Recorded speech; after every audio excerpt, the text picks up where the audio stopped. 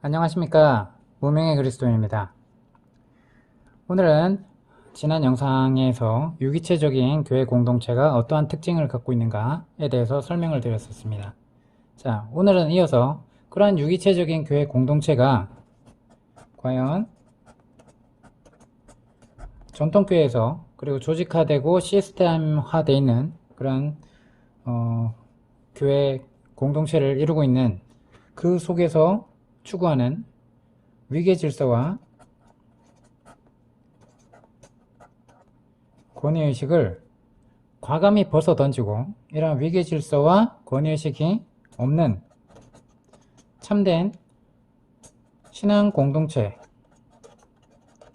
주님만을 머리로 하고 서로 수평적인 관계로서 상호간의 사역을 성령의 그러한 역사하심 아래 순종시키는 그러한 모습을 갖추고 있는 그러한 유기체적인 교회 공동체가 과연 가능한가에 대해서 한번 생각해 보겠습니다. 저는 이러한 신앙 공동체로 한 10년 가까이 이렇게 섬기고 있습니다. 자, 하나님 나라에 속한 백성이자 하나님의 자녀된 자들이 모이는 그런 참된 신앙 공동체라면 가장 가난한 사람도 환영이 돼야겠죠. 그렇죠? 근데 전통교회는 처음에는 가난한 사람도 환영을 합니다. 하지만 다니다 보면 점차 정말 편견을 가지게 되고 그 사람이 어떻게 도움을 받는 것보다는 그 사람도 헌금에 강요되는 그러한 모습으로 많이 이렇게 있다 보니까 상처를 받고 나가는 그런 경우를 저는 상당히 많이 봤습니다. 여러분은 어떠신가요? 그런 모습을 한 번도 본 적이 없으신가요? 자, 교회 공동체가 세상 가운데 있지만 세상에 속하지 아니하였다 라고 했죠. 이 교회가 상대하기 어려운 그 가장 큰 유혹 중에 하나가 만몬입니다. 자, 위험받는 많은 요소 중에 있지만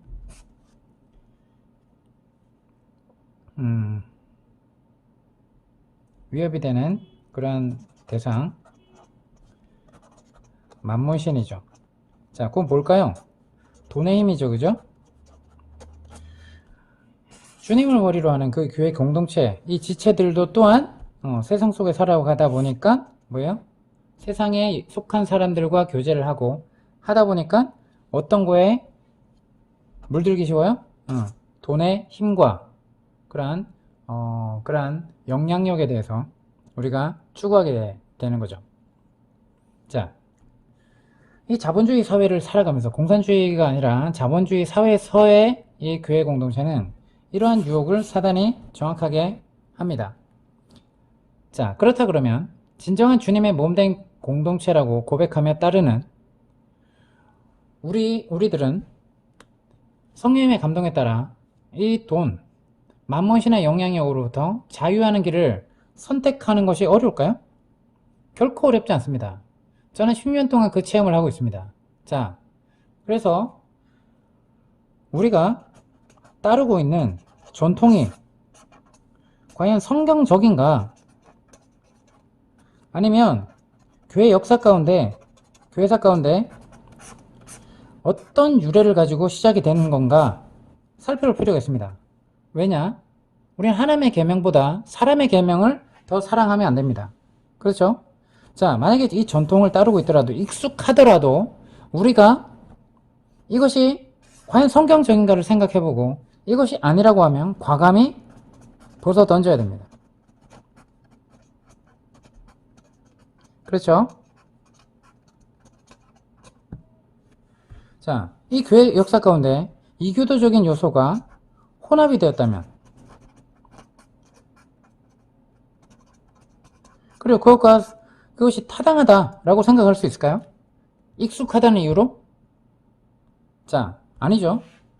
이것이 하나님 보시기에 가증한 거라면 과감히 벗어 던져야 됩니다. 자, 그렇다 그러면 우리는 이것에서 벗어나는 이 교회 공동체는 어떤 모습일까요? 자, 무비용 또는 저비용. 이 표현상으로 여러분이 이해하기 쉽게 표현을 하고자 한 것입니다. 무비용 저비용의 교회 공동체의 이 정체성을 유지하는 겁니다. 왜? 돈이 모이고 돈을 관리하게 되고 돈을 또 치리하게 되는 그러한 종교 지도자들이 생기면서 정말 그들의 탐욕을 이겨내고 그것을 통제하기가 굉장히 힘들게 되는 것입니다. 자, 주님께서 두세 사람이 주님의 이름으로 모인 그곳에 나도 함께 있으리라 라고 하신 말씀을 우리가 믿고 인원수에 결코 연연하지 마십시오. 되도록이면 작은 모임을 유지하십시오.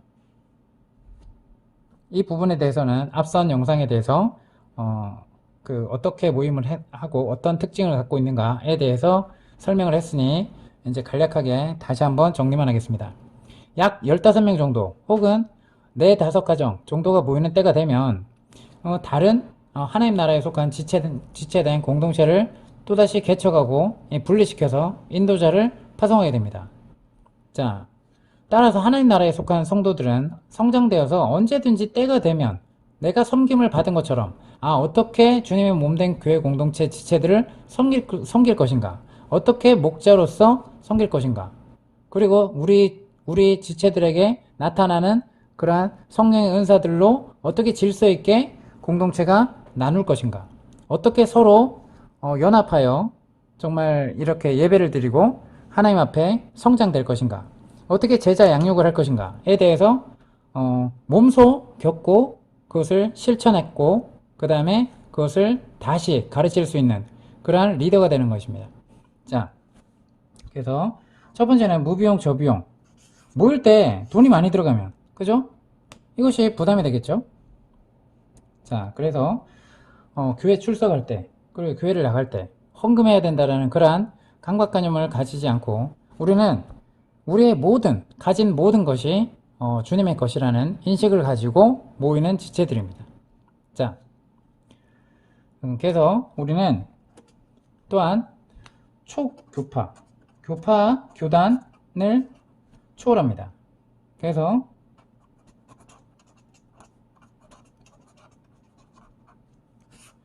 이러한 공동체로서 감리교, 장로교, 성결교, 침례교, 순복음 등등 더 나아가 천주교에 이르기까지 교파의 이러한 구분은 무의미한 것입니다.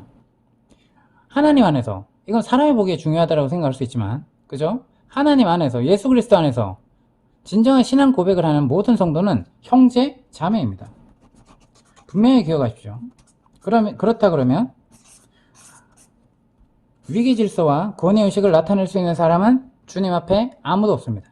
모두가 주님이 주신 은사대로 이 형제와 자매들을 섬기고자 하는 것입니다.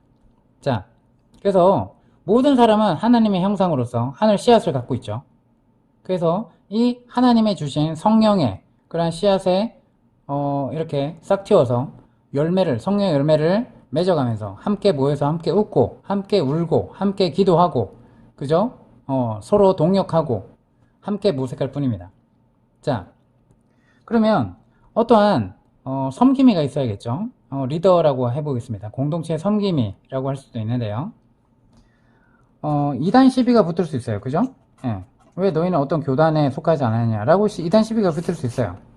자, 근데 이런 것들을 이렇게 원천적으로 제거하기 위해서 라기보다도 이 공동체 섬김이가 이렇게 정규 신학대학원 졸업이나 아니면 목사 자격을 갖고 있고 안수증을 갖고 있거나 그러한 취득을 거부하진 않아요.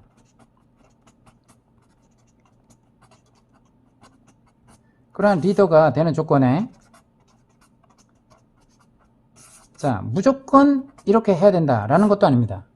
자, 하지만 이것이 만약에 이걸 받았다고 해서 이 공동체 섬김의 리더의 자격 조건의 필수 요건은 아닙니다. 자, 필수 요건이 아니에요. 그렇죠? 내가 목사안수를 받았다고 해서 공동체 가운데 거만함과 교만함과 자신의 주장만 옳다라고 생각하는 것은 절대 안 됩니다. 자, 디모데전서 3장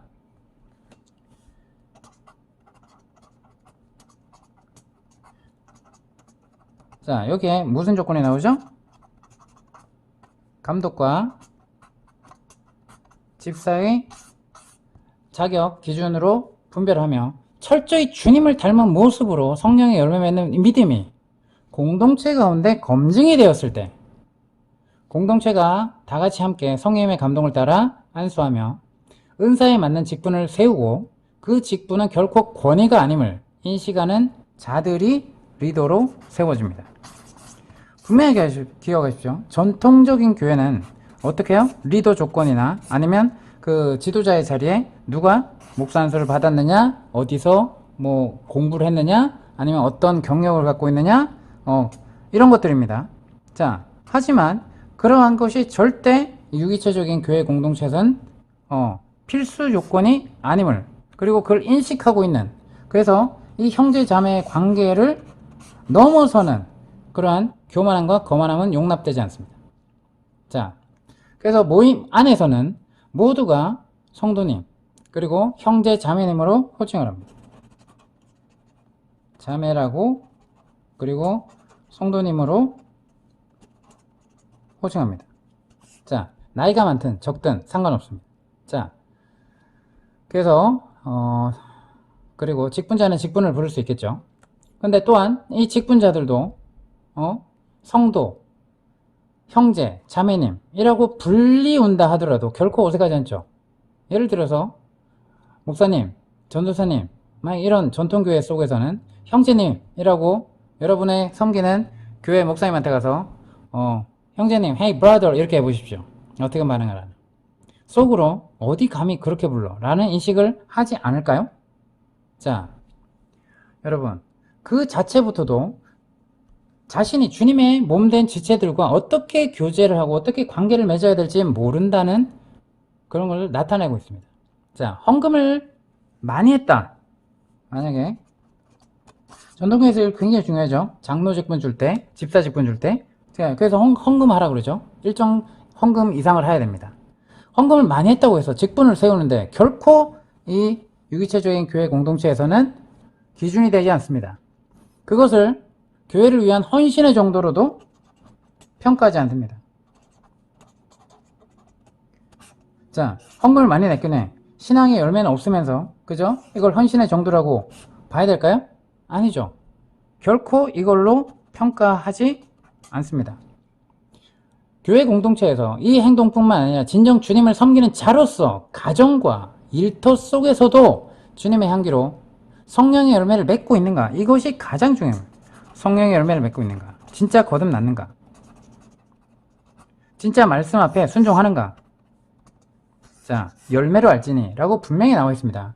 전통교회 목사 안수를 받고 리더가 되어 있어요. 그런데 이 사람이 설교는 잘해. 사람들에게 감동을 잘합니다.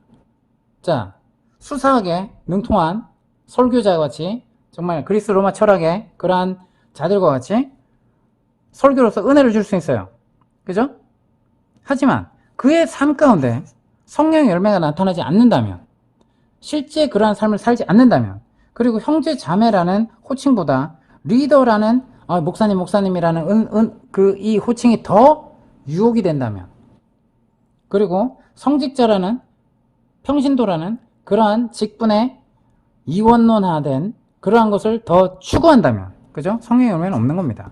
분명히 아시기 바랍니다. 자, 그래서 공동체, 이 유기체적인 교회 공동체의 리더로서는 무엇이 조건이다? 성령의 열매를 맺고 있는가? 진정 주님을 따르는 자인가? 자, 용서하라고 그랬는데 용서를 못해요. 남을 편견하고 있습니다. 자, 그럼 어떻게 할까요? 아무리 목사 안수를 받는다 하더라도, 자, 목사 안수를 받으면 어떻게 될까요? 자동적으로 이게 성령의 열매가 맺어지나요? 아니에요.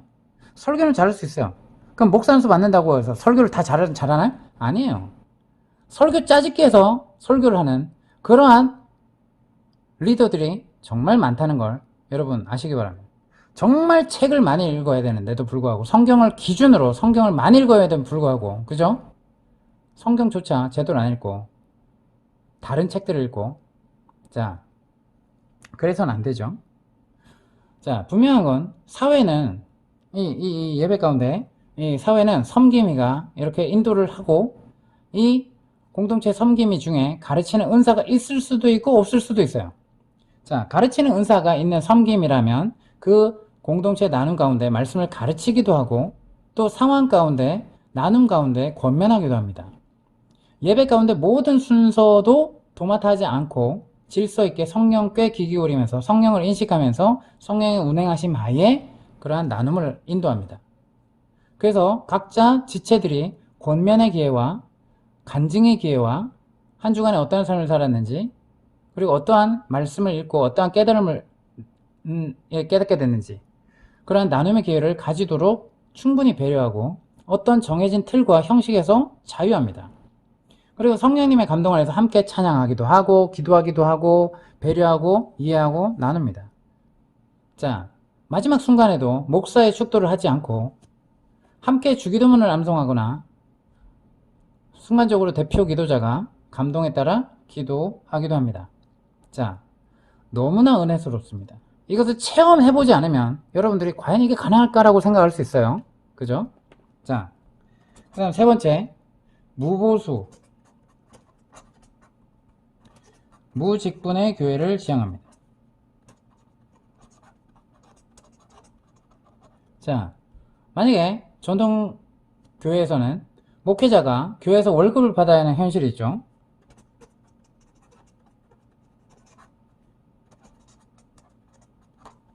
월급 받는 목사가 있음으로써 어떻게 돼요? 교회 공동체가 수적으로 일정 규모 이상이 돼야, 그죠? 이 목사 가정이나 이 목사 개인한테 생활비를 줘서 목회 일을 전념할 수 있도록 합니다. 그죠? 그럼 어떻게 돼요? 이 목회자를 안정되게 지원하고자 하면 일정 규모가 돼야 돼요. 그죠? 그래야지 온전히 부양할 수 있잖아요. 그죠? 자, 이러한 구조입니다. 그러면서 이거를 갖다가 성직자로서 난 당연하다 라고 구약을 근거로 되죠. 다시 얘기해서 구약을 근거로 되는 이 사실 자체가 주님을 모욕하는 거라고 우리 앞서 계속 얘기했습니다. 자, 이 목사가 가장으로서의 역할을 하려고 하는 가정이 있어요. 그럼 가장으로서의 역할을 감당할 만큼 이상의 과도한 명목으로, 자, 그 범위를 넘어서 가장으로서의 역할을 감당하는 범위를 넘어서는 명목으로 사례비를 지원하거나 은퇴 목사들의 예우, 그러한 이런 문제들을 둘러싼 또 후임 목사의 목돈 헌금 문제, 이러한 것들이 우리 한국 개신교회에 너무 큰 후유증을 보여주고 있지 않습니까? 자, 근데 그거를 당연하다고 느껴요. 당연합니까, 정말? 그렇다 그러면 예수님은 가장 부자가 됐었어야 돼요. 그죠? 자, 예수님이니까 십자가에 못 박히잖아요. 그렇습니까? 그럼 우리는 예수님의 모습을 닮아야 되지 않겠습니까? 자, 적당한 수준이라면 최소한 이해를 합니다. 하지만 많은 재적 인원을 가진 교회라고 하면 적당한 사례비를 책정하고 감사함으로 여기기보다 그에 맞는 예우를 대해줘야 된다. 정말 어처구니 없지 않습니까? 그것도 이유를 대면서 자신도 그러한 대우를 받는 것을 당연시 여겨야 성도들도 그렇게 생각하도록 이야기를 합니다. 그렇게 분위기를 잡습니다. 자, 자신의 사례비는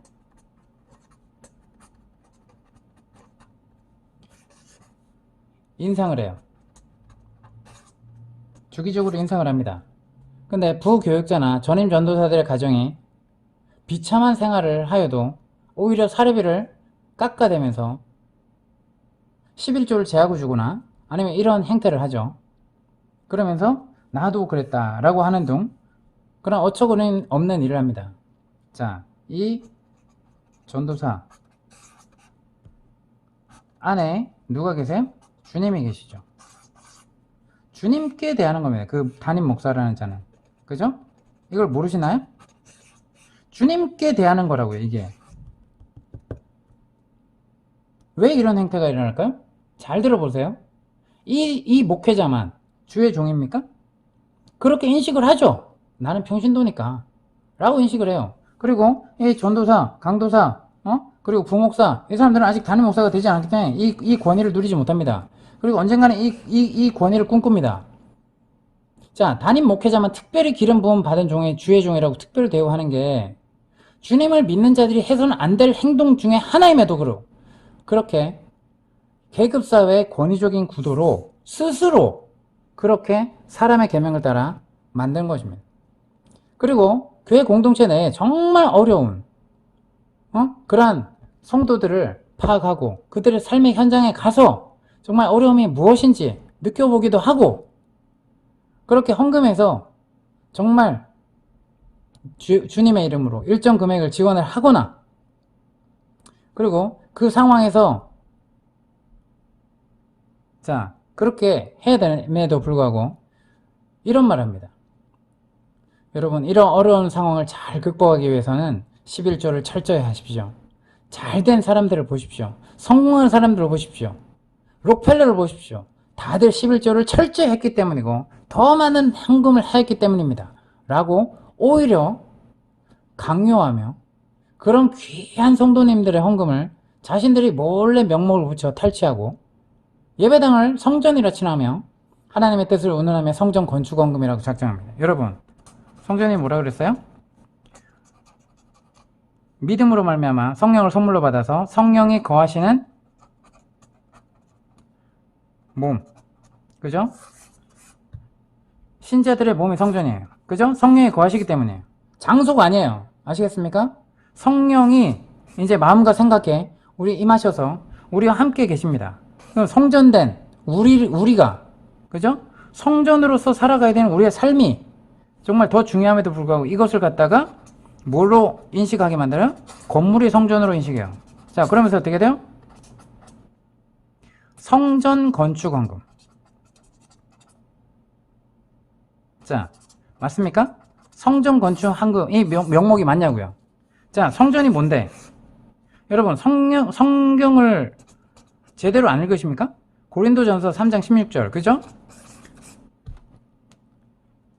자, 우리가 분명 성전 건축 헌금, 뭐가 성전이라는 거예요, 지금? 건물이 성전이라는 거 아니지 않습니까? 자, 이것을, 사람을 돈 주고 건축합니까? 아니죠. 이게 뭐예요, 지금, 이거?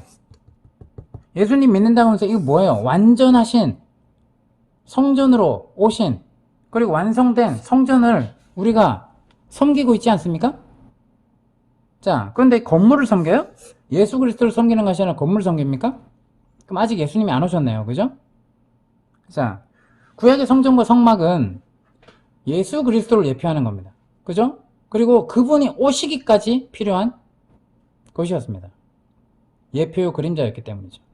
자, 이제는 더 이상 예표의 그림자를 섬길 필요가 없음을 앞선 영상에서 누차 얘기를 했으니 앞선 영상들을 좀 보시고 이해하시기 바랍니다. 자, 교회 내에 가난한 성도들을 주님의 이름으로 돕기보다 이렇게 건물을 그죠? 단지 교회 공동체 성전된 사람들이 교회 공동체죠. 그죠? 이 교회 공동체들이 예배당에 모여서 이렇게 자연스럽게 교제하면 축복이겠지만 이 예배당을 무리하게 몇만 명이 모여야 되고 정말 이렇게 하면서 이것이 교회 성장이라고 부추기고 그러면서 예배당을 무리하게 지어야 한다고 고집부리면서 그 위자와 원금을 갚는 데는 누가 벌죠? 성도님들의 헌금이 쓰이지 않나요?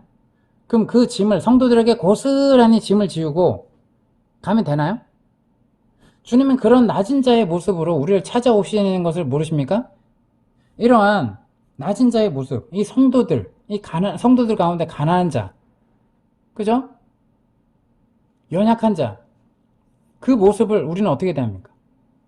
그 주님이 거하시는 성전된 그 가난한 자에게 우리는 어떻게 대하고 있어요? 자, 성경 말씀으로 설교하는 그들이 내게 속한 자 중에 지극히 작은 자. 자, 내게 속한 자 중에 지극히 작은 자 뭐예요? 내게 우리가 말씀 읽을 때 빼먹는 게 너무 많죠, 그죠? 내게 속한 자 중에 지극히 작은 자. 라고 했어요.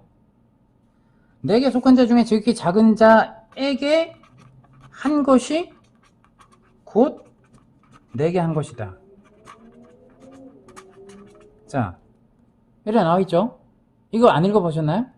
자, 이 내게 속한 자는 뭐예요? 주님을 진정 영접하고 주님을 구주로 고백하며 주님만을 의지하며 주님이 가르친 계명을 실제 따르는 제자들입니다. 교인들 아니에요. 교인들이 내게 속한 자라고 안 해요. 그죠? 주여 주여 하는 자마다 다 아버지의 뜻, 다 천국에 갈 것이 아니요 아버지의 뜻대로 행하는 자라야 라고 했어요. 그죠? 그것이 주님께 속한 자입니다. 그 지극히 작은 자, 자, 이 모습으로 주님이 거하신단 말입니다. 성전으로. 그죠? 그럼 이 전도사 가운데는 없을까요? 이 강도사 가운데 없을까요? 근데 이들을 어떻게 섬기고 있나요? 그리고 이 교회에 정말 이렇게 다니면서 이 가난한 자들이 없나요? 과부가 없을까요? 자, 우리가 이렇게 말씀을 어떤 건 중요하게 여기고 어떤 거는 빼고 더하고 우리 멋대로 말씀을 칼질하고 있다는 것을 여러분 기억하십시오. 자, 지극히 작은 자에게만 알지 이것이 더 중요하지 않습니까? 그죠? 그렇지 않다면 주님이 피값을 지불하면서 사랑하는 주님의 자녀요 신부인 성도들을 그렇게 권위의식을 대하며 선을 가장하며 갈취할 수 있을까요? 만약에 성도들이 이 리더들을 그렇게 대우해준다 하더라도 거절을 해야 되지 않습니까? 바울은 어떤 모습이었나요? 그죠? 거절을 했죠. 그죠?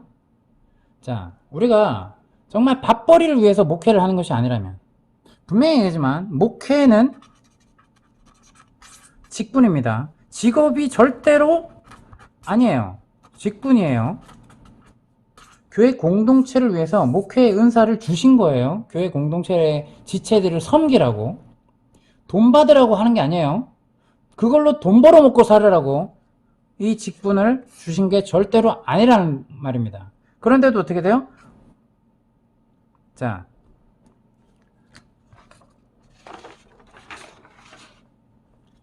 우리나라 개신교 교단이 자, 한 350여 개가 넘겠죠? 등록된 것만 해도.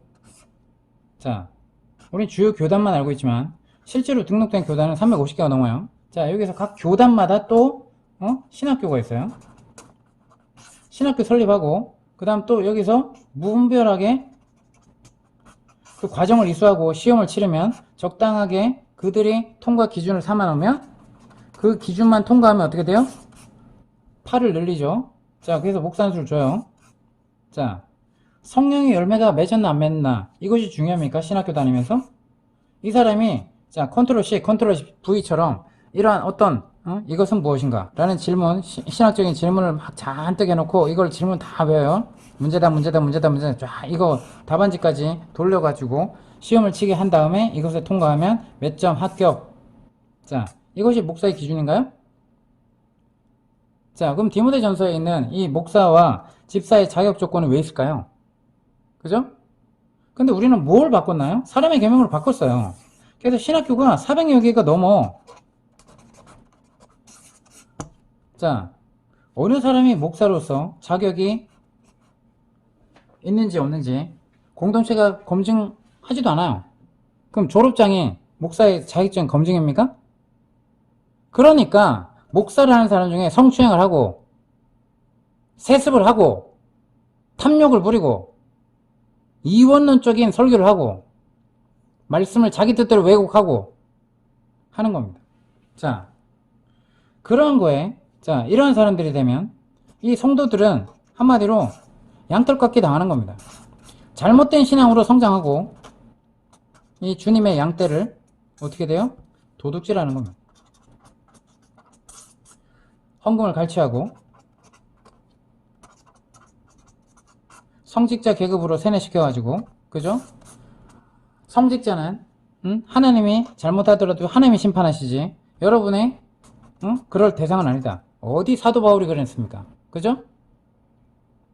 밥벌이를 위해서 목회를 하지 말란 말입니다.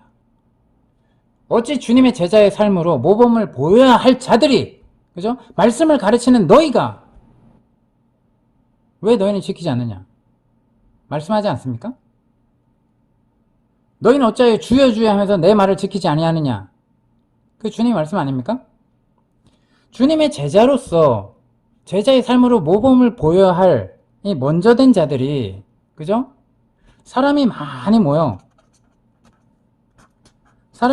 모이는 교회 공동체에, 이 전통교회에서 이 담임 목사가 됐어요. 그러면 헌금이 많이 거치죠. 그러면 이 큰 예배당이 있어요. 이걸 지었어요. 그러면 사람이 많이 모인다고 해서, 헌금이 많이 거친다고 해서, 보기 좋게 예배당 건물을 세웠다고 해서 수많은, 이것을 짓기 위해서 수많은 빚덩이에 앉아 있음에도 버젓이 그 짐을 성도들에게 다 지우고서,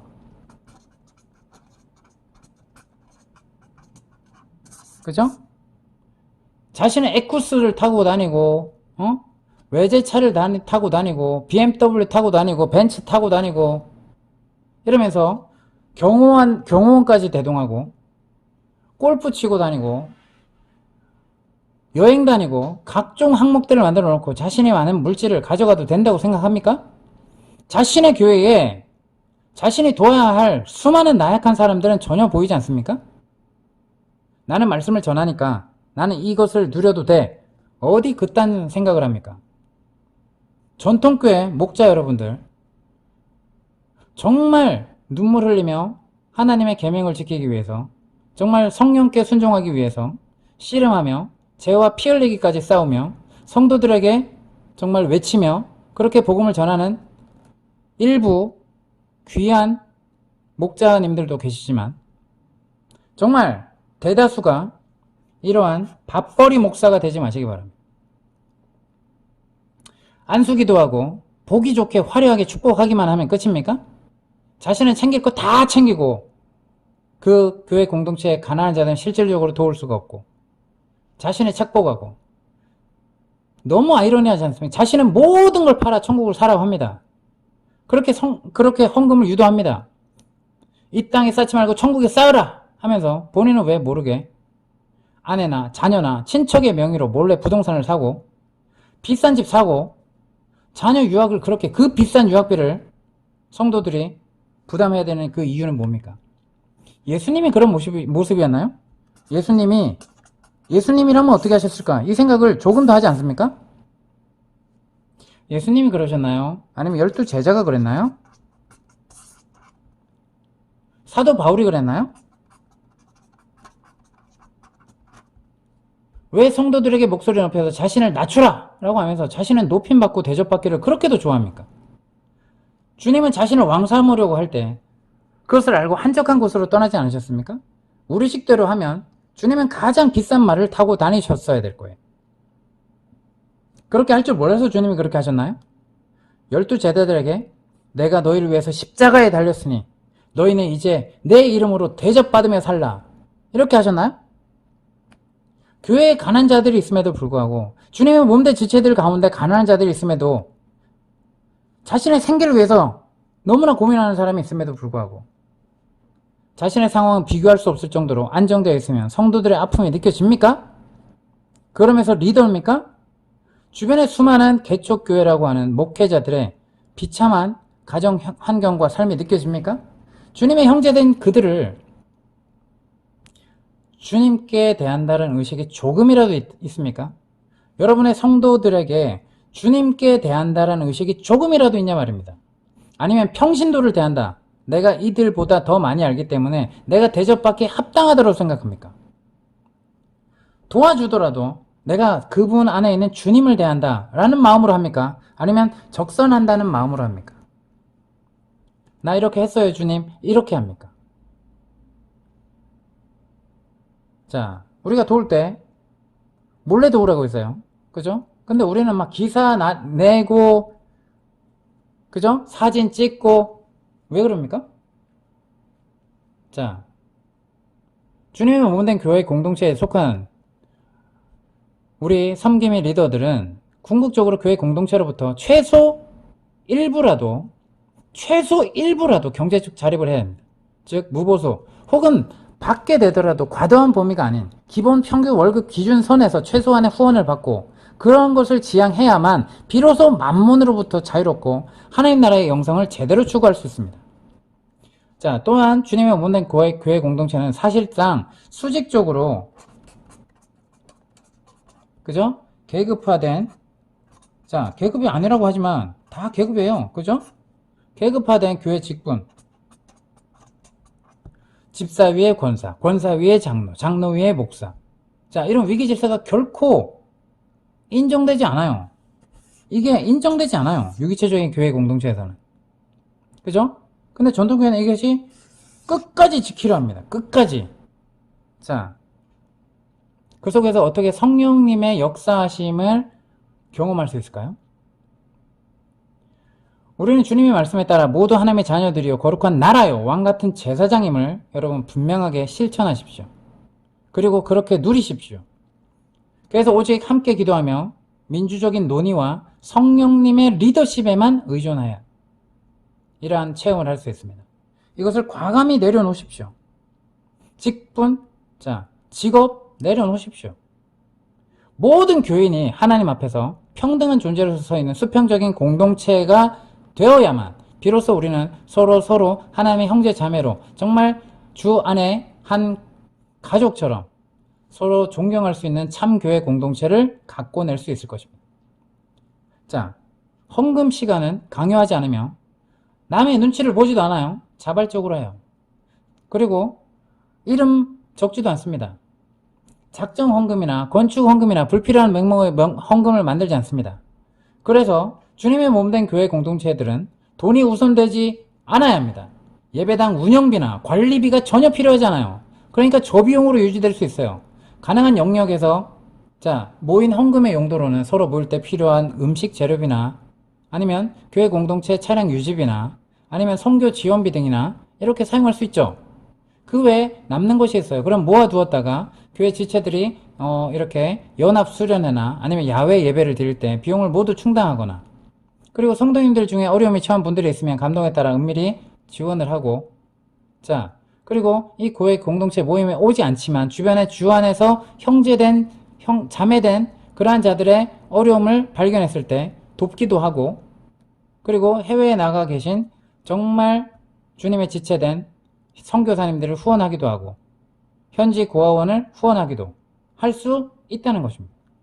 자, 그래서 만약에 이것도 하지 않는다 그러면 모일 때만 이렇게 일정 회비로 모여도 됩니다. 자, 그래서 추가로 헌금을 하고 싶은 사람은 그죠? 전문 선교단체나 구호단체, NGO 등에 하면 됩니다. 자, 그래서 교회를 세우는데 교회를 개척하는데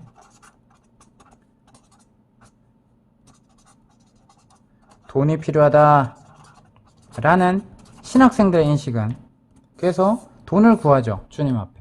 너무 웃긴 거 아닙니까? 교회가 뭔데? 교회가 뭔데요? 예배당입니까? 신학생들도 이런 인식을 하는 사람들 많아요. 너무나도 자 예배당이 필수 요소입니까? 교회 공동체의 필수 요소예요? 성도들이 없어요. 성전된 사람들이 없어요. 그러면 예배당을 해놓고 그 사람들을 불러 모아야 됩니까? 예배당을 지으면 사람들이 자연적으로 몰려듭니까? 아니죠. 한 명 한 명 사람을 세우십시오. 건물을 세우지 말고 사람을 세우십시오. 주님의 몸된 지체들을 하나님 앞에 올바로 인도하십시오. 바로 하나님을 인식하며 설 수 있도록. 자, 많은 신학교에서 신학생들의 졸업을 앞두고 이러한 고민을 하고 개척을 위해서 작정 기도도 하고 하나님의 방법이 아님에도 세상적인 방법으로 은밀히 하나님을 운운하며 그 자신의 열심을 보이려 합니다. 그래서 그걸 신앙이 있다라고 증명하려 합니다. 뭐가 필요합니까 이게? 오직 하나님 사람, 예수 그리스도를 따르는 사람, 그러한 사람들을 세우는 것이 우리 유기체적인 교회 공동체 모임의 목적입니다. 자, 현대는 다원화되고 각 분야가 전문화한 이런 산업사회죠. 자, 목회자의 손이 삶의 현장 구석구석까지 미칠 수 없어요. 그러므로 예수님이 이 소수의 제자들을 가르쳐서 복음을 전했듯이 주님의 몸된 공동체에서는 식구들은 서로 깊은 신앙과 이 넓은 어떤 신학도 체득을 하고 신앙을 배우고 실천하며 스스로 예수님의 제자임을 깊이 인식하면서 각자의 삶의 현장에 파송된 선교사와 같이 그러한 인식을 가지고 가정과 일터에서 영적인 지도력을 발휘하고자 노력하게 됩니다.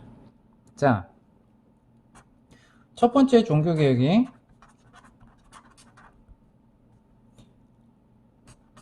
성직자의 손에만 있던 성경을 신도들의 손에 넘긴 사건이었다면 그죠? 성경을 성직자만 해석하고 읽을 수 있었어요. 그죠? 이것들을 넘긴 사건이었다면 지금 우리가 필요한 기독교는 종교가 아니에요. 그죠? 하지만 이 종교 개혁으로 보면 아직도 성직자의 손에만 있는 성직자들만 군림하고 있는 사역을 모든 성도들의 손에 넘기는 사건입니다. 예수님께서는 마지막 때에 이것을 심판하시고 이러한 사역으로 지금 부르고 계십니다. 아시겠습니까? 이것이 보이지 않는다면 성령님의 은밀한 역사하심 그 능력을 체험하지 못하게 될 것입니다. 그래서 예수 그리스도의 주체적인 사역자가 모든 성도들이 되게 하는 데 있습니다. 교회 공동체 안에서만의 직분과 봉사만이 결코 하나님 나라의 봉사일이 아니며 그것만이 그리스도의 몸을 세우는 것이라는 편협된 생각은 빨리 하루속히 한국교회가 벗어나야 될 인식 개념입니다. 우리들의 모든 삶의 영역에서 사단에게 빼앗겼던 영역을 하나님 나라의 가치와 통치 영역으로 회복시켜서 그 회복을 확대시켜야 할 책임을 우리 모든 하나님의 자녀된 성도들에게, 자녀들에게 권세로 주시고 그 자녀들을 통해서 성령님이 통로로 나타나실 겁니다. 주님의 몸된 교인 공동체 식구들의 섬김이와 모든 성도들은 자신의 가정 생계 유지비는 열심히 땀 흘리고 열심히 일해서 각 영역에서 스스로 일하고 또 흩어져서 그 일터에서 가정에서 하나님 나라의 가치관 뭐예요? 하나님 나라의 가치관은 모든 삶이 예배예요. 삶의 모습이 순종입니다. 예배이며 일터는 신성한 곳이에요. 이원론을 추구하지 않습니다. 모든 시간과 공간 속에서 하나님을 인식하며 하나님이 기뻐하시는 뜻이 무엇인지 우리가 마음을 주님께 두며 성령님을 의지하여 기도하는 마음으로 살아가면서 하나님이 기뻐하시는 뜻이 무엇인지 분별하면서 주님과 친밀히 교제하며 살아가면서 성장되는 것입니다. 이러한 하나님 나라의 가치관과 사명감을 가지고 노동을 하며 이 노동 속에서 노동과 기도는 어원이 같죠. 그래서 그렇게 노동 현장에서 일터 현장에서 그곳의 사람들과 관계하면서 하나님의 나라의 향기를 전하면서 우리 육신의 생계의 필요도 획득을 하고 또다시 공동 예배 속에서 함께 나누며 교제하며 위로하고 섬기며 함께 기뻐하고 함께 슬퍼하며 주님께 함께 자랍니다. 주님의 몸된 교회 공동체인 유기체적인 교회 안에서 하나님 나라의 가치를 추구하는 새로운 존재들입니다. 하나님의 자녀들입니다. 주님의 신부들로 단장되면서 그리스도의 장성한 분량으로 모든 성도들이 자라나길 바라는 마음으로 이러한 영상을 계속해서 만들고 여러분이 깨닫길 원하는 통로가 되길 원합니다. 이상으로 마치겠습니다. 구독, 좋아요, 알림 설정은 사랑입니다. 감사합니다.